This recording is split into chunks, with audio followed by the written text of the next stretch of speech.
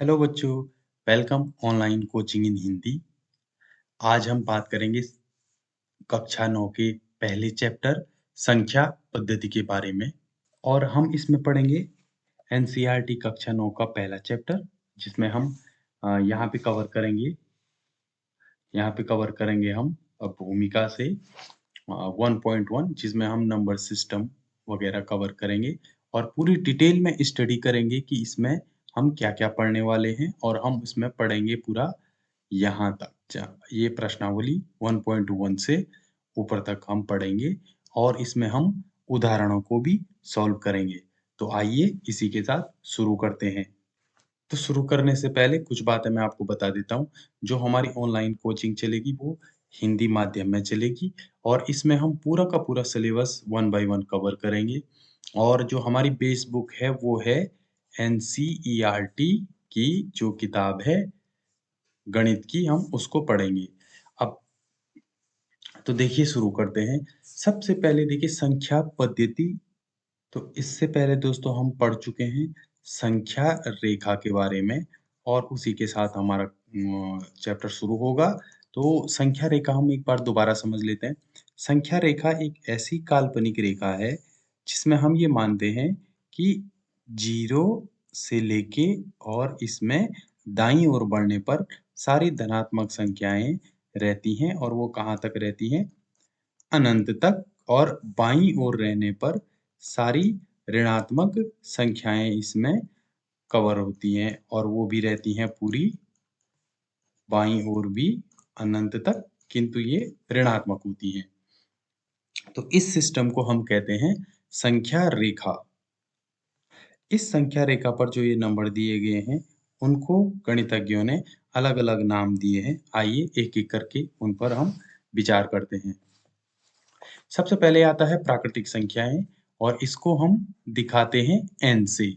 प्राकृतिक संख्याएं होती हैं 1 से लेकर और अनंत तक। अनंत तक की संख्याओं को हम क्या कहते हैं? प्राकृतिक संख्याएं। इसमें 1, 2, 3, 4 और अनंत तक सारी संख्याएं इंक्लूड होती हैं। इसको हम प्राकृतिक संख्या नेचुरल नंबर कहते हैं और इसको हम n से दर्शाते हैं। उसके बाद आती हैं पूर्ण संख्याएं। पूर्ण संख्याएं होती हैं 0 से लेकर, इसको हम कैपिटल W से दिखाते हैं, होल नंबर्स। और ये होती हैं 0 से लेकर अनंत तक। आप देखेंगे 0 से लेकर अनंत तक, अनंत तक। अर्थात अगर आप देखोगे 1, 2, 3 तो हमने पहले से कवर कर दिए थे किसमें? प्राकृतिक संख्याओं में। और जब हम प्राकृतिक संख्याओं में 0 को भी ऐड कर देते हैं, यानी कि 0 को भी इंक्लूड करके 1, 2, 3, 4 तक ले आते हैं, तब हम इनको कहते हैं पूर्ण संख्याएं। तो प्राकृतिक संख्याएं धन 0 यानी कि 1 और 0 को ऐड करने पे हम हमें क्या प्राप्त होती हैं? पूर्ण संख्याएं। तो प्राकृतिक संख्या हम समझ गए अभी तक और पूर्ण संख्याएं भी हम समझ चुके हैं। आगे बढ़ते हैं पूर्णांक। पूर्णांक इंटीजर और इसको हम पूर्णांकों को दिखाते हैं जेड से। पूर्णांक दो प्रकार के होते हैं। अभी तक आप हमने देखी अभी तक हमने क्या क्या पढ़ा? 1, 2, 3 से लेके अनंत तक, ये तो हो गई हमारी प्राकृतिक संख्याएं। उसके बाद 0, 1, 2 अगर हम इनको इंक्लूड करते हैं, हम इन्हें कहते हैं पूर्ण संख्याएं। अगर हम पूर्ण संख्याओं में ऋणात्मक पूर्णांक भी, आप संख्या रेखा को याद कीजिए, जिसमें 0, 1, 2 और 3 और उसके बाद -1, -2, -3 और ऐसे ही। तो जब हम इनमें इधर जो पूर्ण संख्याएं हैं, क्योंकि पूर्ण संख्याएं 0 तक तो हमने ले ली थी, उसके बाद जब आप इसमें ऋणात्मक पूर्णांकों को भी इंक्लूड कर देते हैं, ऋणात्मक पूर्णांकों को भी इंक्लूड कर देते हैं, तो हम उन्हें साथ में क्या कहते हैं? उसे हम कहते हैं पूर्णांक, यानी कि इंटीजर्स। इससे इससे हमें एक चीज तो समझ आ गई कि इसमें कौन कौन से पूर्णांक होते हैं? धनात्मक पूर्णांक भी और ऋणात्मक पूर्णांक भी, धनात्मक पूर्णांक एंड ऋणात्मक ऋणात्मक पूर्णांक भी। तो अब आप देखेंगे आपने यहाँ से लेके -0 को भी इंक्लूड कर दिया है और इन सारी संख्याओं को एक साथ ले लिया है। तो इन्हें हम कहते हैं पूर्णांक। तो हम प्राकृतिक संख्याएं समझ गए, पूर्ण संख्याएं समझ गए और जब हमने इनमें ऋणात्मक पूर्णांकों को भी इंक्लूड कर लिया तो हमने इन्हें कहा पूर्णांक। अब इसमें देखिए धनात्मक पूर्णांक कौन कौन से हैं, जैसे 1 2 3 4 सारे, और ऋणात्मक है -1 -2 -3 एंड सो ऑन। अब इसमें एक इंटरेस्टिंग फैक्ट आता है, 0 धनात्मक है कि ऋणात्मक है। तो 0 न तो धनात्मक है और न ही ऋणात्मक है, ये धन ऋण से परे है। 0 न धनात्मक है और न ही ऋणात्मक है। तो यहाँ तक हमने संख्याओं को, पूर्णांक तक हमने संख्याओं को समझ लिया। आगे देखते हैं, अब परिमेय संख्याओं की बारी आती है।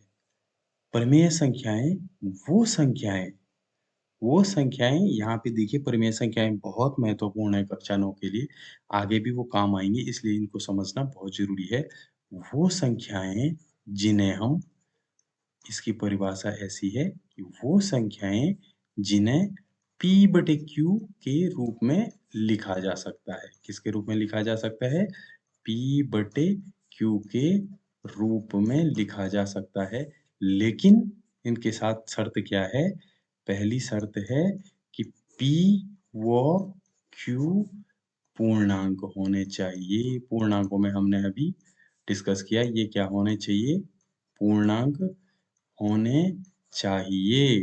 तथा दूसरी शर्त क्या है कि Q 0 के बराबर नहीं होना चाहिए।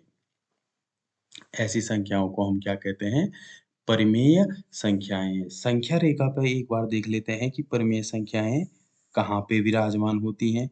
तो ये हमने माना 0 1 2 3 और संख्या रेखा में हम देखते हैं -1 -2 -3। इसमें देखते हैं हम कि परिमेय संख्याएं कहाँ पे विराजमान होती हैं।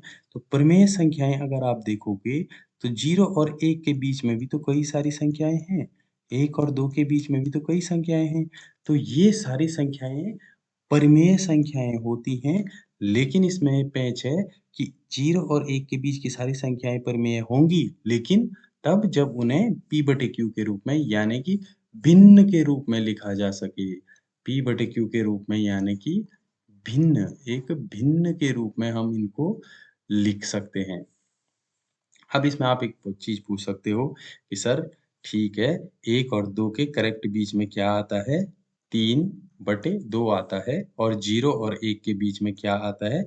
आधा 0.5 आता है, जिसको हम क्या लिखते हैं? 1 बटे 2।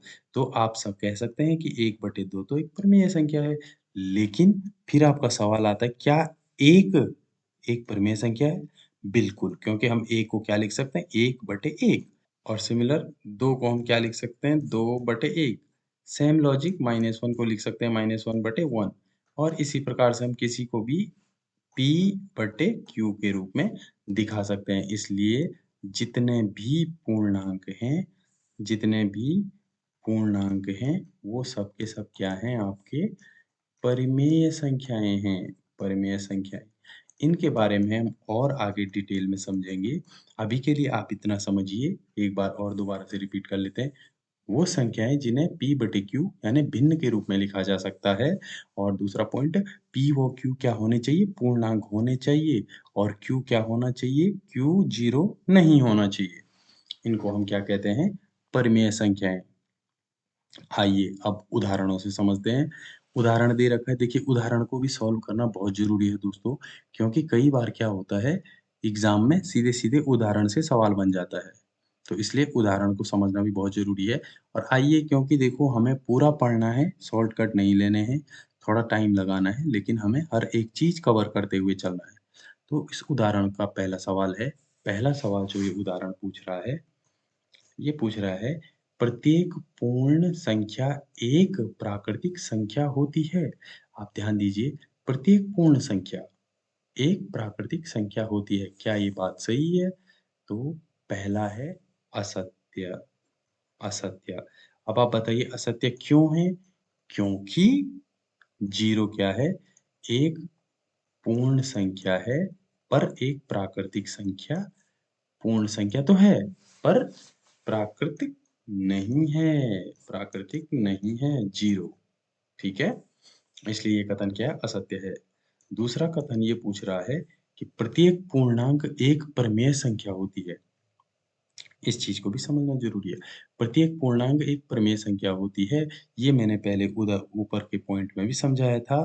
प्रत्येक पूर्णांक जैसे 1, 2, 3 को हम क्या लिख सकते हैं? 1 को लिख सकते हैं 1/1, 2 को लिख सकते हैं 2/1, इसी तरीके से 3 को लिख सकते हैं 3/1। इसका मतलब किसी भी पूर्णांक को हम बटे 1 में डाल के क्या बना सकते हैं? p/q के फॉर्म में लिख सकते हैं, जहाँ q क्या नहीं है? q 0 नहीं है और p और q क्या है? दोनों पूर्णांक है। इसलिए प्रत्येक पूर्णांक क्या होती है? एक परिमेय संख्या होती है। ठीक हो गया? फिर से हम तीसरा पॉइंट देखते हैं। प्रत्येक परिमेय संख्या एक पूर्णांक होती है। इसी चीज को दूसरे तरीके से पूछा उसने। अब की बार प्रत्येक परिमेय संख्या ऐसा बिल्कुल भी नहीं है जैसा कि मैंने दिखाया था। मान लीजिए फिर से हम संख्या रेखा का एक संख्या रेखा बना लेते हैं और मान लेते हैं ये 0 है और ये 1 है और ये 2 है और इसी तरीके से हम 0 और 1 के बीच में हमें पता है कितना होता है? आधा 0.5, जिसको हम क्या लिख सकते हैं? 1/2। 1/2 क्या 1/2 एक परिमेय संख्या? बिल्कुल है, क्योंकि हम इसे भिन्न के रूप में लिख पा रहे हैं। इसमें हमारे पास अंश और हर दोनों हैं। लेकिन अगर आप ध्यान देंगे तो आप देखेंगे ये पूर्णांक तो नहीं है, क्योंकि पूर्णांक 0, 1, 2 पूरे अंक इसमें एक तरीके से देखिए शब्दों को समझने से फर्क पड़ता है। पूर्णांक मतलब मोटा-मोटी क्या फीलिंग आ रही है? पूरा अंक होना चाहिए, इसीलिए तो वो पूर्णांक है। लेकिन आप देखेंगे 1/2 तो पूरा अंक नहीं है, तो आधा है।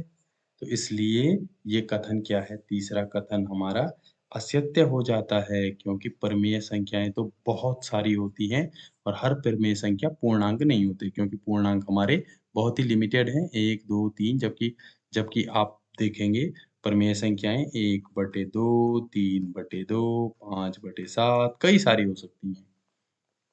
तो हमने उदाहरण नंबर 1 को पूरा किया, उसको सॉल्व किया, उसको समझा। आगे देखते हैं। अब देखिए ये भी बहुत महत्वपूर्ण है और मुझे लगता है इस टॉपिक में अगर कोई सवाल सबसे महत्वपूर्ण है, तो वो ये वाला है और एग्ज़ाम में आने की पूरी-पूरी संभावना है। उदाहरण है कि 1 और 2 के बीच 5 परिमेय संख्याएँ ज्ञात कीजिए। इसको आपको बहुत ध्यान देके देखना है, क्योंकि देखिए इसको सॉल्व करने के 2 तरीके हैं। हल करने के इसके 2 तरीके हैं। एक तो है मेथड 1। मेथड 1 से हम देखते हैं। 1 और 2 के बीच की 5 परिमेय संख्याएँ ज्ञात करने के लिए आप देखिए पहला फ़ॉर्मूला हमने जो पढ़ा था, किसी भी किसी भी 2 संख्याओं के बीच की परिमेय संख्याएँ कैसे ज्ञात की जा सकती है? किसी भी 2 संख्या के बीच की परिमेय संख्याएँ के बीच की परिमेय संख्याएँ, परिमेय संख्या ज्ञात करने का फॉर्मूला क्या है? वो है r प्लस s बटे 2। तो हम करके देखते हैं। पहले हम बना लेते हैं एक संख्या रेखा। समझने के लिए आपको एग्जाम में संख्या रेखा बनाने की जरूरत नहीं है। मैं आपको जस्ट समझाने के लिए बना रहा हूँ। और ये बोल रहा है 1 और 2 के बीच 0, 1 और 2 के बीच के 5 परिमेय संख्याएँ ज्ञात कीजिए। तो देखिए r व s वाला फ़ॉर्मूला लगाएँगे, इन दोनों के बीच करेक्ट यहाँ पे एक संख्या होगी और पहली संख्या हम ज्ञात करेंगे इसी फ़ॉर्मूले से। r और s, r क्या हो जाएगा? 1 प्लस 2 बटे r प्लस s बटे 2, यानी कि 1 प्लस 2 बटे 2 बराबर 3/2। तो पहली संख्या हमें मिली 3/2। अब 1 और 2 के बीच में एक संख्या तो हमें मिल गई। अब फिर एक लेकिन हमें 5 चाहिए। अब हमें पता है 1 और 3/2 के बीच में भी एक संख्या होगी। वैसे ही 3/2 और 1/2 के बीच में भी एक संख्या होगी। अब हम निकालेंगे दूसरी संख्या। पहली संख्या तो हमने निकाल दी। अब दूसरी संख्या कैसे निकालेंगे? दूसरी संख्या निकालेंगे 1 और 3/2 के बीच में। 1 और 3/2 के बीच की संख्या और फ़ॉर्मूला वही r प्लस s बटे 2। तो इसको देखेंगे एक 1 प्लस 3/2 का होल अपॉन 2। ठीक है? देखते हैं सॉल्व करके देखते हैं। आपको देखिए पहले हम क्या करेंगे 2 प्लस 3 सीधे सॉल्व कर रहा हूँ क्योंकि बिनों का गुणा हमने पहले पढ़ा है। आपको आई थिंक आइडिया होगा। नहीं है तो हम किसी और टॉपिक में डिटेल में भी देखेंगे। 3 प्लस 2 बटे 5 बटे 2 बटे 2, 2 ऊपर चले जाएगा तो 5 बटे 4। इन दोनों के बीच क्या आ गया? 5 बटे 4। सेम लॉजिक से इन दोनों के बीच का भी देख लेंगे। अब हमें तीसरी संख्या ज्ञात करनी है। तीसरी संख्या क्या करेंगे? तीसरी संख्या किस-किस के बीच होगी? 3/2 और 2 के बीच भी एक संख्या ज़रूर होगी। तो फिर हम ऐसे इसी मेथड से हम क्या करेंगे 3/2 प्लस 2/2 समझ रहे हो ना कैसे हो रहा है? r प्लस s बटे 2 का फॉर्मूला लगा के 3/2 प्लस 2/2 करके आगे और सॉल्व करते हैं। इसको देखिए डिटेल में कैसे होता है ये सॉल्व कैसे हो रहा है देखो। 3/2 के साथ हमने छेड़खानी नहीं की और इधर हम हर समान कर रहे हैं। हर समान तभी तो जुड़ेगा जब हम हर समान करने के लिए क्या करते हैं इसमें दोनों में ऊपर नीचे गुणा कर देते हैं इधर के हर से। तो 2 का गुणा हमने ऊपर भी किया नीचे भी किया और बटे 2 को जैसा का तैसा रहने दिया। और देखो 3/2 प्लस 2 दूनी 4/2। देखो हुआ कुछ नहीं क्योंकि अभी भी ये क्या है यहाँ 2 था। अभी भी ये क्या है 2 का भाग 4 में देंगे 2 ही है लेकिन हमें क्योंकि जोड़ घटाना करना है भिन्नों का तो हर क्या होने चाहिए बराबर होने चाहिए। ये बहुत बेसिक चीज है। तो हमने ये किया और आगे देखते हैं। अब हमारे पास 2 और 2 का तो कॉमन आ गया। 4 3 7/2/2 यानी कि बराबर 7/4। अब आपने देखा यहाँ पे हमें क्या निकल गया 7/4। सिमिलर अब हम इन दोनों के बीच का भी कोई इन दोनों के बीच में भी कोई संख्या निकाल सकते हैं। जैसे हम चौथी कह सकते हैं और इन दोनों के बीच की भी निकालेंगे तो कोई पांचवी संख्या हमको मिल जाएगी या हम इन दोनों के बीच भी निकाल सकते हैं। कहीं से भी हम निकाल सकते हैं। कुल मिला के इस मेथड से हम इनके बीच की 5 परिमेय संख्याएं ज्ञात कर सकते हैं और 5 से ज़्यादा भी ज्ञात कर सकते हैं। तो ये एक तरीका है किसी भी 2 संख्या के बीच की परिमेय संख्या ज्ञात करने का। अब देखो बच्चों ये क्या है थोड़ा इस तरीके का ड्रॉबैक क्या है, थोड़ा लंबा तरीका है और हर संख्या के लिए कैलकुलेशन करनी पड़ती है। देखो एक बार में एक ही संख्या पता चलती है जैसे इसमें 5/4 1 और फिर 7/4 इस तरीके से। इसी उदाहरण को हम दूसरे तरीके से हल करने की कोशिश करते हैं जो थोड़ा रिलेटिवली छोटा है और ज़्यादा आसान है। तो इसको फिर से हल करते हैं और अब की बार हम लगाते हैं तरीका 2। तरीका दूसरा ये बहुत आसान है। 1 और 2 के बीच की 5 परिमेय संख्याएँ ज्ञात कीजिए। इसमें देखो इसमें ट्रिक क्या है, इसमें हमको क्या ध्यान रखना है कि 1 और 2 के बीच की संख्याएँ ज्ञात करनी है, लेकिन कितनी ज्ञात करनी है 5। तो इसमें पहला नियम है कि जितनी संख्याएँ ज्ञात करनी है तो उसमें 1 जोड़ देना है n+1 यानी कि 5 संख्याएँ ज्ञात करनी है तो हमें 5 + 1 6 से 6 और बटे 6 से दोनों तरफ दोनों को गुणा कर देना है। तो 1 गुणा गया 6 बटे 6 और 2 को हम क्या लिखेंगे 2 गुणा गया 6 बटे 6। अब देखो ये क्या हो जाएगा ये हो जाएगा 6/6 जो कि बेसिकली 6 कम 6 एक ही है और सिमिलर यहाँ हो जाएगा 6 दूनी 12 बटे 6, 6 दूनी 12 जो क्या है अभी भी 2 ही है, बस हमने इसको दूसरे फॉर्म में लिख दिया। अब देखिए, अब नीचे हर कांस्टेंट रहेगा, हर देखो कांस्टेंट रखना है और 7/6, 8/6, 9/6, 10/6 एंड 11/6। टोटल कितने हो गए? 1, 2, 3, 4, 5। 5 हमको क्या मिल गए ये हमारे पास 5 संख्याएँ आ गई, है ना? 5 परिमेय संख्याएँ और जो किसके बीच की हैं? जो हमारे पास बीच में है 1 और 2 के बीच की। अब कल्पना कीजिए, अब इसी उदाहरण को देखो, देखो हमें चीज़ों को समझना है। इसी को ऐसे समझो, अगर 5 के बजाय हमें 8 चाहिए होती तो हम क्या करते? n की वैल्यू हम गुणा किससे करते? अगर 8 चाहिए होता तो n+1 इसका मतलब 8 प्लस 9 सॉरी 8 प्लस 1 जो क्या हो जाता? जो कितना हो जाता? 9 तो हम गुणा किससे करते इसको?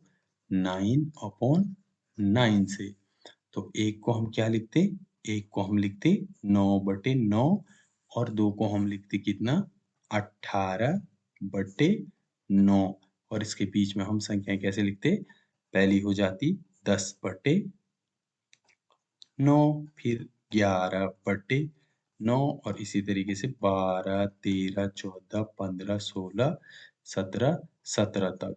तो इस तरीके से आप कितनी भी संख्याएँ इनके बीच की परिमेय संख्याएँ ज्ञात कर सकते हो और यही हमने उदाहरण में देखा। आप मेथड 1 यूज़ कीजिए, आप मेथड 2 कोई सा भी मेथड आप यूज़ कर सकते हैं। मेरे हिसाब से जो दूसरे नंबर का तरीका है, जो ये तरीका है थोड़ा आसान है और सीधा है, आसान है।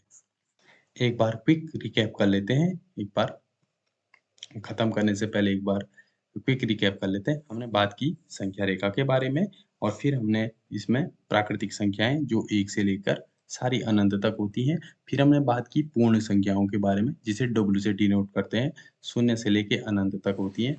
और उसके बाद पूर्णांकों के भी बारे में कि धनात्मक और ऋणात्मक 2 प्रकार के पूर्णांक होते हैं। फिर हमने परिमेय संख्याओं के बारे में बात की जो P/Q के रूप में लिखी जा सकती हैं और जहाँ P और Q पूर्णांक होने चाहिए।